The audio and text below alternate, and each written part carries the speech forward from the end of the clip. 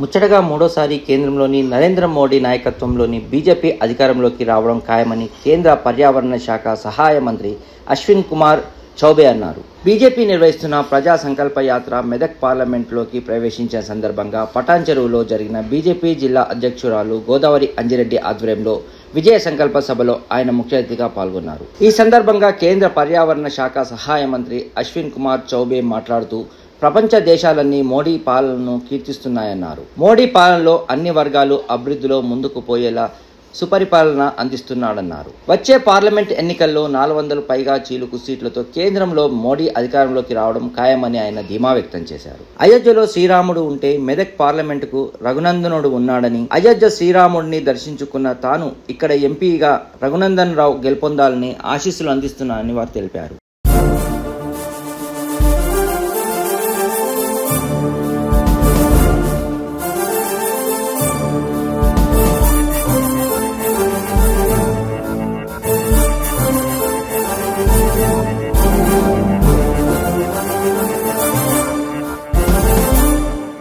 ఎక్కువసేపు ఇబ్బంది పెట్టకుండా 2 మాటలు. నాకు మైక్ వచ్చే కంటే ముందు ఒక అవ్వచ్చి ఇడికి వచ్చి మాకు సర్కారు నుంచి ఏం లాభం రాలేదు బిడ్డ, 10 ఏళ్ళు అయితే కూడా మాకు ఇల్లు రాలేదని ఈయనే ఉండి చెప్తా ఉంది. ఆమె పాపం కట్టుకుని కూడా గులాబీ చీరనే కట్టుకొని వచ్చింది. మా మీడియా మిత్రులు చాలా చెప్పాలి ఆమెకి. రెండో మాట మా మీడియా మిత్రులు గమనించాలి. స్ట్రీట్ లైట్లు పోలీస్ స్టేషన్ దాటినాక సంగారెడ్డి వైపు స్ట్రీట్ లైట్లు ఉన్నాయి, ఆల్ నుంచి చౌరస్తా నుంచి అవతల వైపు స్ట్రీట్ లైట్లు ఉన్నాయి. కానీ మనం ఎవరో మీటింగ్ పెట్టుకున్నామో కానీ స్ట్రీట్ లైట్లు మాత్రం బంద్ చేసుకుర్రు. ఇది ప్రభుత్వం యొక్క చిల్లర బుద్ధి. ఇట్లాంటి చిల్లర పని చేసే పోయినసారి ఉన్న ప్రభుత్వం పోయింది. ఈసారి కూడా అట్లాంటి చిల్లర పనులు చేయొద్దు. అధికారులారా ఒళ్ళు దగ్గర పెట్టుకోండి. మేము మీటింగ్ పర్మిషన్ తీసుకొని పెట్టుకున్నాం. స్ట్రీట్ లైట్లు బంద్ చేస్తే ఈ మీటింగ్ బంద్ అవుతుందని అనుకుంటే అంతకంటే బేవకూఫ్తనం ఇంకొకటి ఉండదు. మీరు చేసేటువంటి ఫాల్తు పనుల వల్ల ప్రజలలో మీ మీద ప్రజలకి మీ పట్ల ఏ స్వభావం వస్తుంది. మంచి చేయని చేతనైతే తెలివి ఉంటే ప్రజలకి మంచి చేసి ఓట్లు అడుగుంది.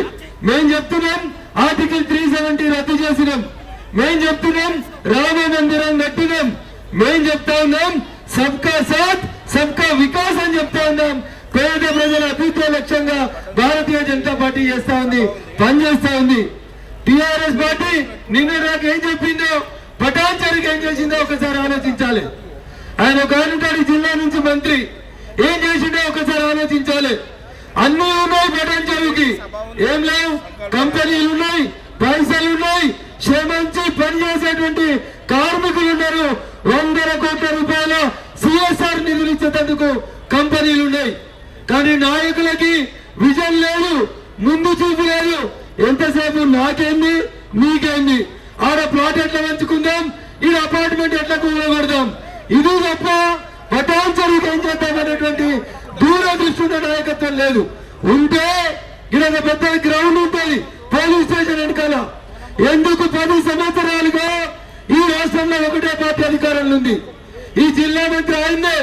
సిద్దిపేటలో స్టేడియం వస్తుంది, ఫుట్బాల్ స్టేడియం వస్తుంది. కానీ పటాన్ చెరువులో మైత్రి క్రికెట్ క్లబ్ 30 ఏళ్ల నుంచి క్రికెట్ ఆడిస్తుంది. వచ్చిందా పటాన్ చెరువు స్టేడియం? వచ్చిందా? 2 సార్లు కానీ 3 సార్లు గెలిపించారు. కనీసం పటాన్ చెరువుకు స్టేడియం తెలియదు మీ ఎమ్మెల్యే గారు. వచ్చిందా స్టేడియం? అది ఎంత అన్యాయం అంటే, నేను దుబ్బాక ఎమ్మెల్యే గెలిచినాక అసెంబ్లీలో అడిగిన రింగ్ రోడ్కి రేడియల్ రోడ్లు ఎందుకు అయ్యారు?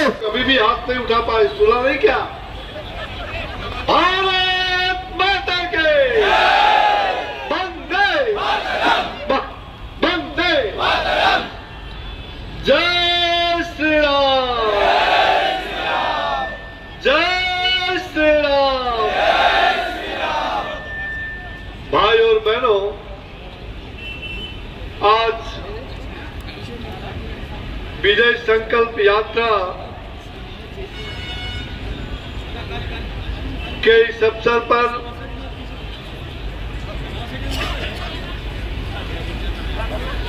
अंडारी की नमस्कारम।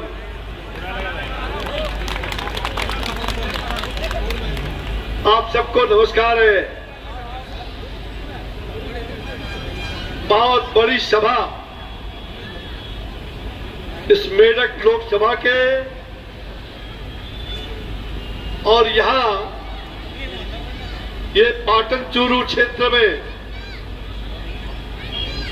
इस विजय संकल्प यात्रा के दौरान आज हजारों लोग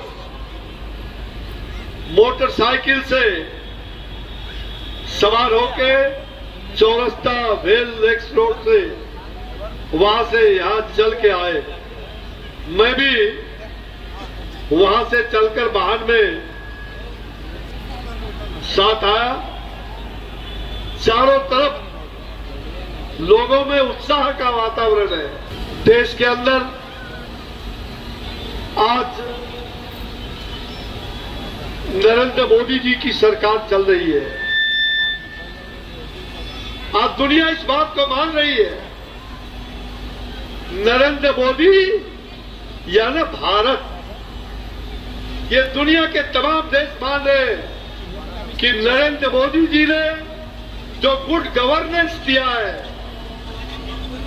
जो डेवलपमेंट किया है, जो देश का विकास किया है, देश की संस्कृति को जिन्होंने दुनिया के सामने रखा है, देश की संस्कृति की पहचान को, देश की विरासत को जिन्होंने आगे बढ़ाने का काम किया है, आज पूरी दुनिया भारत के लिए नतमस्तक है।